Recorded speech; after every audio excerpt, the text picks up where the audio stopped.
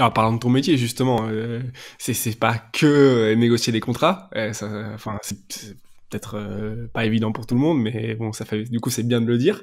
Mhm. Déjà, une des premières questions bêtes, c'est comment on devient agent. Il n'y a pas vraiment de cursus, entre guillemets, normal pour arriver là. Non, il Euh, y a pas à faire une école d'ingénieur. Non, non, mais ouais. comment on fait déjà pour Alors, les gens qui ça pourrait intéresser déjà? Commençons par alors ça. je vais parler de la France, la réglementation française. Donc, pour être agent sportif, il faut passer un examen qui est en deux parties. Une partie, un tronc commun, on va dire, à tous les sports, Mhm. sur le droit du travail, le droit des associations, les assurances, les impôts, tout ce que tu veux. Ok, c'est Faut du comprendre bachotage. toute la partie juridique Voilà, quand même un petit c'est peu. juridique. Voilà, Ouais. c'est purement du bachotage. Et ensuite, tu as une partie euh, qui est liée au basket, où là, pareil, c'est le règlement de la Fédé, le règlement de la LNB, le règlement de la LFB, la convention collective du basket, le règlement FIBA. Pareil, c'est du bachotage, tu apprends du règlement. Ce qui est quasiment pas du tout utilisé, enfin très peu utilisé après dans la profession. Ok. C'est-à-dire que quelqu'un qui a obtenu sa licence d'agent, parce qu'après tu as une licence, Mhm. une fois que tu as passé le tronc commun, tu passes la partie spécifique, et une fois que tu as eu la spécifique, tu as ta licence. C'est pas pour ça que l'agent va être bon. Encore une fois, je sais pas ce qu'il y a un bon agent et un mauvais agent. Comme Un le bon disent, chasseur, un mauvais chasseur, on sait voilà. pas trop. Mais plus sérieusement, généralement, un bon agent pour un club et sera peut-être pas un bon agent pour un joueur. Euh, voilà. Il y a autant d'agents qu'il y a de jeux. Enfin, il y a autant de types d'agents qu'il y a d'agents. Ça sur la manière dont on travaille et Ouais. après sur le modèle économique, je dirais. Euh, ok. Je parle de ça et après on reviendra sur comment on devient agent, mais euh, Ouais. un bon agent pour un club, ça va être un agent qui est en capacité à fournir des joueurs, quoi qu'il arrive. Ah, j'ai mon joueur qui s'est fait les ligaments croisés, il me faut un. Pire, j'ai un gars qui est absent 6 semaines, il me faut un joueur là maintenant pour 6 semaines. Ouais. Si l'agent propose ça et que le joueur arrive, c'est un très bon agent. Il amène des joueurs. Après, il y a à régler durant l'année s'il y a des soucis, etc. Mais c'est un peu moins demandé. Le principal, ce que les clubs veulent, c'est quelqu'un qui alimente. Pour un joueur, un bon agent, je pense que c'est ok. Il faut trouver un club, il faut trouver un bon salaire. Ok, super. Mais il faut être présent en cas de soucis. Il faut être là pour expliquer comment on avance. Il faut amener. Voilà, c'est de faire avancer la carrière. Donc moi, je suis très content quand un club m'appelle et que je dis désolé, moi j'ai pas de joueur. Tous mes joueurs, ils ont un job. Ouais. C'est Si positif j'avais en fait. des joueurs sans job, je pourrais être un mauvais agent par rapport aux joueurs. Ouais, je comprends. Ouais. Donc tu vois, c'est un bon agent généralement, c'est assez subjectif. Ça dépend d'où tu te places. Donc pour être agent, donc tu passes ces examens-là. Donc moi, je connais certaines personnes qui l'ont passé, qui connaissent rien au basket. Hein. Pick and roll, ils savent pas ce que c'est. Hein. Ouais.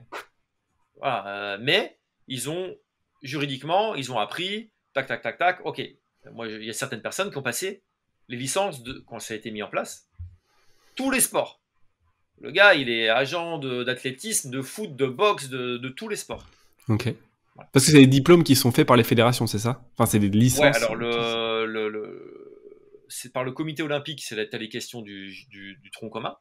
Ouais. Et après, c'est la fédé de chaque sport qui fait l'examen spécifique et qui décide si la personne a la licence ou pas. Et après, tu as une commission des agents. J'en suis l'un des membres. Enfin, je suis le représentant des agents à la fédé. Ouais. Et cette commission traite de toutes les problématiques, vérifie que tout ce qui est juridique, enfin tout ce qui est administratif est bien réglé, etc., etc. S'il faut mettre des nouveaux règlements, ce genre de problématiques. Ouais, mais honnêtement, euh, ça fait une dizaine d'années que je suis à cette commission. On a vécu pas tout le temps des belles années, parce que Ouais. au début, on était sur un truc conflictuel où les agents, c'est des bandits et la fédé, ils nous cassent la tête. Ouais. Voilà. À arriver à quelque chose d'un peu plus intelligent, je trouve, et Ok. où on arrive à faire avancer, à faire évoluer des règlements. Avant, par exemple, je sais pas, un truc con, avant, les joueurs qui jouaient à N1, ils pouvaient pas aller jouer en Pro B. C'est quand même con, quoi. Durant la saison, je sais pas, tu te fais couper de ton club de N1, tu peux pas aller jouer en Pro B, quoi. Ok, Ouais. t'es au chômage le reste de l'année, quoi. Bah non, maintenant, enfin voilà, on a fait évoluer des choses. Il y a il y a un vrai dialogue. C'est plutôt bien. Voilà. Comme les agents ne sont pas toujours des bandits. Voilà. Et donc, tu as ta licence et après voilà, tu peux travailler. La licence française. Si tu veux la licence FIBA, si tu veux pouvoir placer des joueurs à l'étranger, il faut une licence FIBA, c'est une autre démarche. Si tu veux la licence NBA, c'est encore une autre démarche. Ok. Donc, voilà comment on devient. Alors, comment on obtient la licence d'agent. Mm. Après, comment on devient agent et pourquoi. Donc, il y a une centaine d'agents aujourd'hui en France. Je les connais quasiment tous. Et j'ai essayé de comprendre pourquoi on devient agent et quelles sont les motivations. En gros, tu as deux motivations. Tu as des gens qui sont passionnés par le basket, qui adorent ça, qui vont voir des Qui matchs, veulent participer, ouais. Ouais, qui aiment bien le lien avec les joueurs. Voilà, voilà, ok, tu as ça. Et puis, et ce qui était le cas vraiment au début, on va dire, des anciens joueurs qui connaissaient, qui veulent continuer, tu vois, voilà. Et C'était puis, la majorité avant. des gens qui connaissaient vraiment le basket, vraiment. Ouais. Et aujourd'hui, c'est économique. C'est-à-dire que de toute façon, moi, tout va bien. Il y a le lagon qui est juste derrière. Il y a ma Maserati qui roule à côté là. Et on est tous milliardaires. Voilà. Donc, Ouais. et c'est de l'argent facile parce que quelque part, tu prends une commission et tu fais rien. Donc, ça a attiré beaucoup de personnes sur des aspects vraiment économiques, purement économiques. Et donc, notre travail a aussi beaucoup évolué. Avant, voilà, les agents, enfin, les joueurs changeaient assez peu d'agents, ou tu savais que tel joueur avait plutôt tel type d'agent parce que d'un point de vue caractère et culture, etc., ça allait, tu vois, ça, voilà. Et Ouais. maintenant, ça change dans tous les sens. Et je te dis, il y a une centaine d'agents licenciés. Tu rajoutes au moins, je sais pas, une trentaine, j'en sais rien, non licenciés. Tu rajoutes les agences étrangères qui viennent justement essayer de chercher des prospects NBA, Ouais. puisque, puisque tu le sais très bien, la France est très très bien représentée aux États-Unis Ouais. par NBA. Donc là, il y a voilà, c'est purement économique. Il y a Hein. des enjeux énormes pour Voilà. des gens de On ramener des joueurs. vient mettre la main sur un joueur français et on essaye de le sécuriser. On peut soit l'envoyer aux États-Unis, soit l'envoyer au je ne sais où pour le sécuriser et qu'après on le fait drafter. Donc voilà un peu comment on devient agent. Il y a plein de motivations différentes, qui sont soit économiques, soit plutôt liées au sport, ou parfois les deux, tant mieux. Ouais. Voilà. Donc tu as une multitude d'agents et une multitude de manières de fonctionner.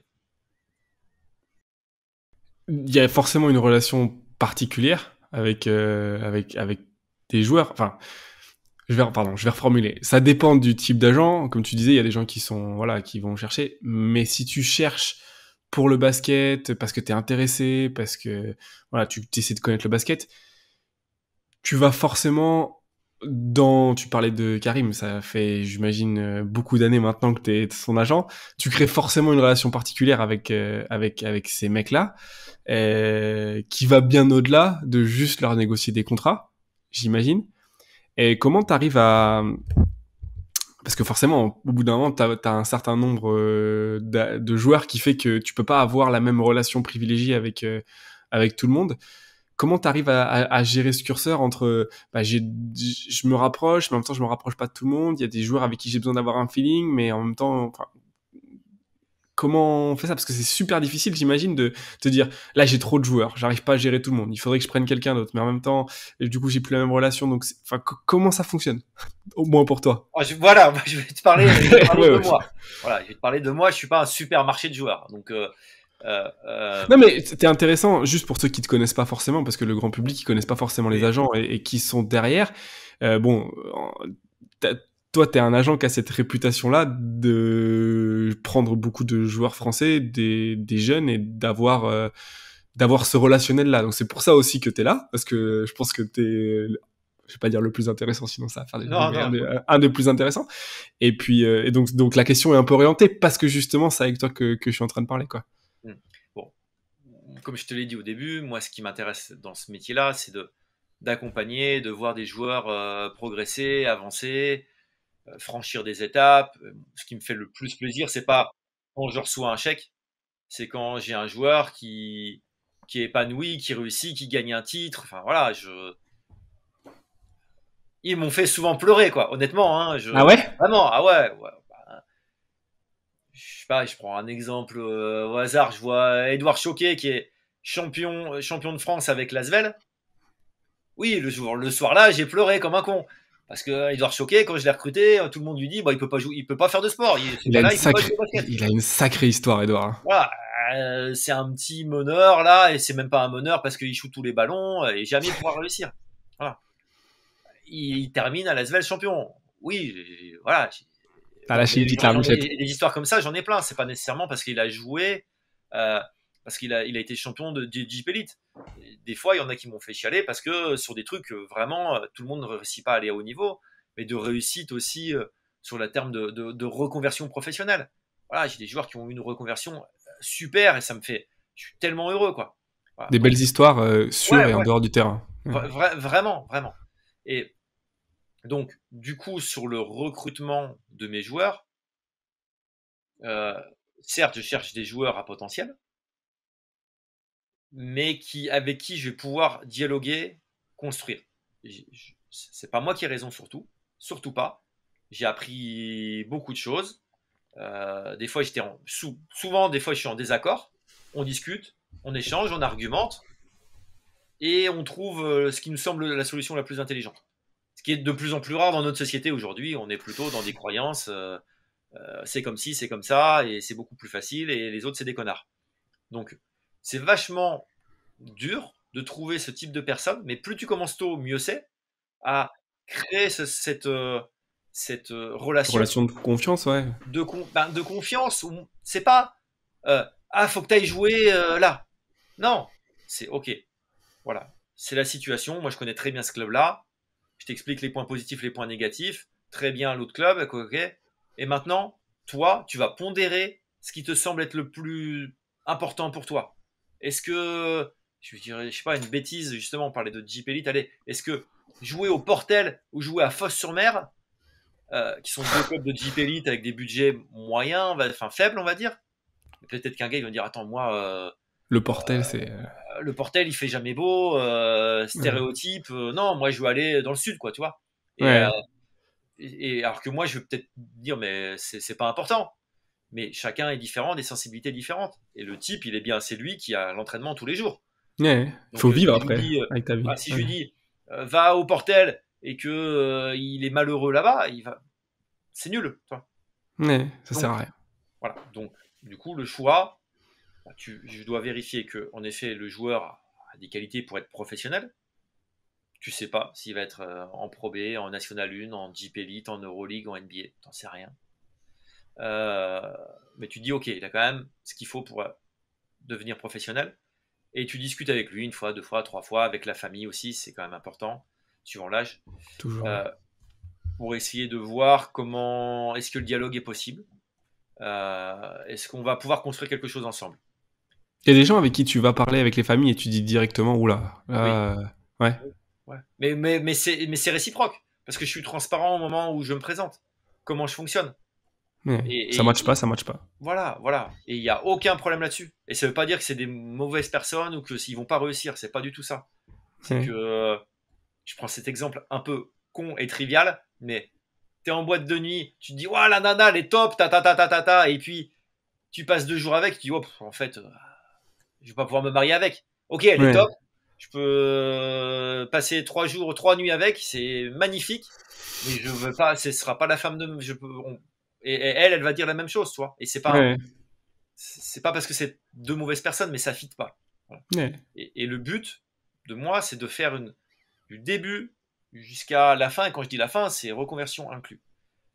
Mais et je peux dire, un coup, on m'a dit ouais, mais non, tu devrais faire. Des fois, lui, c'est un bon joueur, tu devrais y aller, puis ça te fera une commission, nanana, nanana. Je me suis forcé une fois. C'était dramatique. On a fait 1 an, on a arrêté. Voilà. Ouais. Oui, j'ai touché une commission, mais c'était dramatique. Voilà. Ce que toi tu recherchais dans la relation et tout, ça fait que bah au final ça matchait pas. Ça matchait pas, c'est comme ça. C'est inintéressant. C'est intéressant financièrement, ok. mais c'est inintéressant humainement et au quotidien. Voilà. Mm. Donc, du coup, j'ai peu de joueurs. Je sélectionne. Euh, Suivant la carrière du joueur, ça te prend plus ou moins de temps. C'est-à-dire que plus il est jeune, plus ça te prend de temps. Milieu de carrière, ça va à peu près. Et quand tu commences à réfléchir à la reconversion activement, pas parce que tu y réfléchis avant, mais vraiment activement, que tu commences à développer d'autres choses, ça reprend encore beaucoup plus de temps. Et puis après, tu as des périodes de la vie aussi où, bah, je sais pas, s'il y a un divorce, au contraire, s'il y a des naissances, Ouais. bah, ça te prend plus de temps parce qu'il faut être présent pour pouvoir conseiller. Euh, Moi, quand j'ai commencé ce métier-là, bah, déjà, j'étais pas papa, je sais pas ce que c'était. J'avais jamais accompagné de joueurs qui étaient devenus papa, donc j'ai appris aussi au fur et à mesure, toi. Tu Ouais. développes des connaissances et tu peux anticiper des problèmes qui vont se passer. Euh, voilà, c'est ce métier-là. Donc oui, il faut limiter le nombre de joueurs. Et puis être avec des personnes avec qui tu t'entends, enfin tu t'entends, avec qui tu arrives à dialoguer. Et ça se passe bien. Mais tu peux pas faire 400 000 joueurs, c'est pas possible. T'es arrivé à un moment où tu t'es dit, ouh là là, en fait, j'ai pris trop de jeux. Enfin, comment Ouais, ouais. t'es parti avec cette idée ou au fur et à mesure, tu t'es dit, ouais, non, là, il y a trop de monde. Écoute, moi j'ai commencé, j'étais encore ingénieur et, Ouais. et je m'occupais de certains joueurs français et étrangers d'ailleurs, parce que j'ai commencé avec les étrangers qui voulaient venir en France. Ouais. Et c'était au moment où, ça va pas parler à grand, on avait encore des cassettes VHS, quoi, tu vois. Ah ouais, si, Et, je vois. et donc moi j'avais mon réveil qui sonnait toutes les heures et demie, donc j'allais bosser la journée. Ouais. Et la nuit, toutes les heures et demie, mon réveil il sonnait pour changer de cassette, parce que tu faisais des copies de cassettes. Ouais. Tu faisais des copies de cassettes pour envoyer au coach. Un match, une cassette, c'était à peu près 90 minutes, une heure et demie. Et Ouais. toutes les heures et demie, je me levais pour aller changer mes cassettes pour que le lendemain, avant d'aller au boulot, j'allais à la poste envoyer les cassettes. À un moment donné, je pétais les plombs. Tu pouvais pas être bon dans le travail d'ingénieur, être bon dans ça. Et donc j'ai arrêté ce métier d'ingénieur que j'adorais. Je me suis dit, ok, je fais agent à 100%, ça va être facile. Je vais maintenant être à 100%. Mais en fait, non. En fait, ta journée, elle est remplie de ouf. Tout le temps, tout le temps, tout le temps, tout le temps, tout le temps, tout le temps. Et donc, oui, je me suis dit, ok, maintenant, je ne peux pas faire tout le monde. Je vais limiter. Donc, quelque part, j'avais un nombre de joueurs. Bah, il y en a toujours un qui a arrêté parce que le basket, ça le saoulait. Enfin, le basket professionnel, Ouais. l'environnement, tout ça, il n'avait pas envie. Et moi, il n'y a aucun problème là-dessus, s'il sait vers quoi il va. Ou d'autres avaient une reconversion. Voilà. Et donc, du coup, bah, quelque part, les quelques joueurs que j'allais recruter, hop, remplaçaient ceux qui partaient. Donc, j'ai toujours eu un nombre assez restreint. Et, euh, je vois plein de merveilleux joueurs. Et oui, c'est frustrant parce que des fois, je me dis, ben ouais, je vais pas le faire parce que je n'arriverai pas à m'en occuper. Voilà. Et que les gens dont je m'occupe, je vais pas leur dire, ah bah écoute, t'es bien sympa, mais dégage. C'est difficile dans la relation de leur dire, bon, bah, j'ai trouvé plus intéressant que toi, va falloir sortir. Mais d'un point de vue entreprise, quand tu réfléchis, parce que quelque part, Oui. voilà, ça fonctionne pareil. T'as le chef d'entreprise, il crée sa boîte, etc. Et puis au bout d'un moment, il arrive plus à gérer tout seul, donc il prend des personnes qui vont pouvoir gérer ce genre de problématiques-là. Eux ont tendance à dire les tâches qu'ils veulent pas faire. C'est un peu difficile à dire ça comme agent, mais bon, c'est un peu l'idée, quoi, pour gérer plus de monde. La problématique s'est posée pour toi, j'imagine. Tu as dû te poser la question.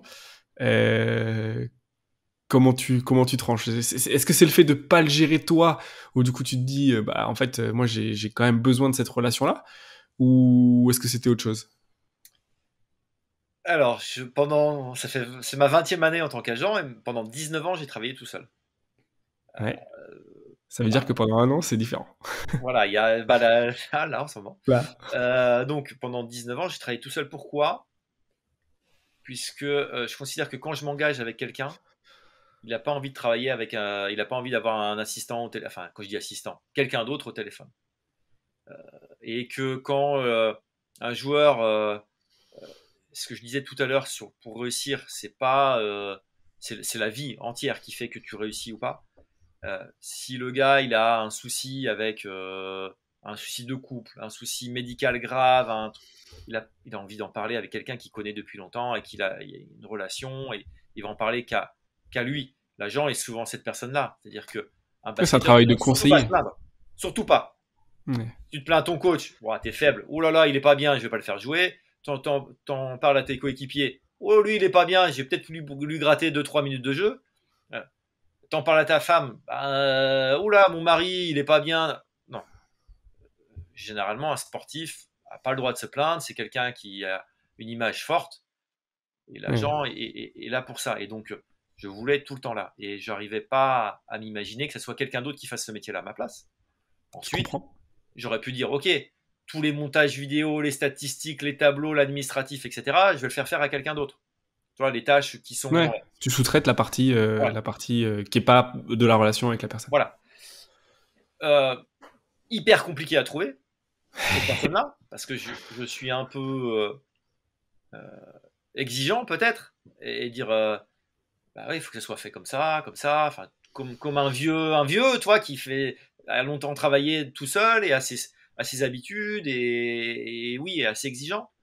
Et quand tu dis, ben voilà, je cherche quelqu'un pour m'aider en tant qu'agent, bah ouais, je vais boire des flûtes de champagne et on va aller au VIP, parce que l'agent, c'est ça, quoi. Attends.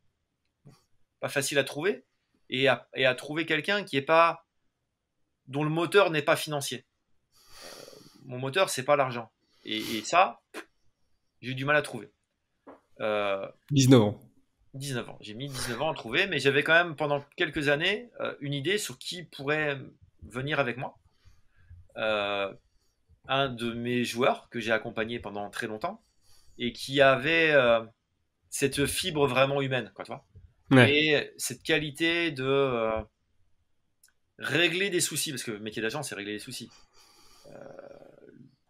Le coach, il t'appelle quand il perd des matchs, et parce qu'évidemment, le joueur est mauvais. Le joueur qu'il a recruté il y a 3 mois, qui était magnifique, il est devenu mauvais. Et le joueur est pas content parce qu'il joue pas. Donc, et souvent, c'est des problèmes de relationnels. On va te dire, le joueur, il est mauvais. Mais pourquoi vous la recrutez alors? Voilà. Non, on va essayer de développer un peu plus. Ouais. Bon. Parce que mauvais, je sais pas ce que ça veut dire. Ça veut dire quoi mauvais? Sur quoi on peut évaluer, sur quoi on peut essayer de travailler, voilà. Et donc mon métier est un peu ça. Et ce joueur-là qui m'a rejoint maintenant, qui s'appelle Nicolas Dos Santos, il n'est pas agent, il n'est pas là pour faire du placement, c'est pas du tout ça. C'est pas du tout le métier business. Ouais. Et ce qu'on pourrait appeler un peu player development, si tu veux, tu vois. Dire Ok. essayer d'aider dans cette vie. Comment tu fais pour améliorer ton niveau? Et là, moi, Nico, je sais comment il fonctionne, je sais comment il travaille, et je sais que quand il va dire blanc à un joueur, j'aurais dit blanc. Tu vois. Et ça, j'ai totale confiance. Et donc, voilà comment moi j'ai évolué. Qui plus est, j'ai j'ai rejoint une énorme agence, une très grosse agence qui s'appelle YouFirst. New First. Ouais. Voilà, qui est, et j'en suis ravi, parce que c'est, euh, qui a le même mode de fonctionnement que moi. C'est-à-dire que c'est une agence qui a été créée par Rohan Aissa, un ancien joueur, qui a compris que bah, finalement la plupart des agences c'était juste du business, Mhm. qu'il n'y a aucun joueur qui avait créé une agence. Voilà, quand je parle d'agence, une grosse agence. Et il dit bah attends, non, mais l'agence, il faut que le joueur soit au centre et que nous on construise autour. Et eux fonctionnent de cette manière-là. Voilà, donc du coup, je suis beaucoup plus structuré maintenant, mais avec le même mode de fonctionnement. C'est-à-dire que certaines tâches, seconde, c'est pas secondaire parce qu'elles sont tout aussi importantes, mais en back-office, si tu veux, peuvent être réalisées par d'autres personnes. Donc, Ouais. des visuels, des montages vidéo, compagnie, j'en fais moins qu'avant. Je comprends. Et c'est un. Ah, vas-y, pardon. Donc, voilà comment j'ai avancé, et pas dans la dynamique à dire je prends un agent junior et il va s'occuper des petits joueurs, et puis quand le joueur il est bon, c'est moi qui le récupère. Ouais. Le modèle là, moi je j'adhère pas. Mais c'est ma vision des choses.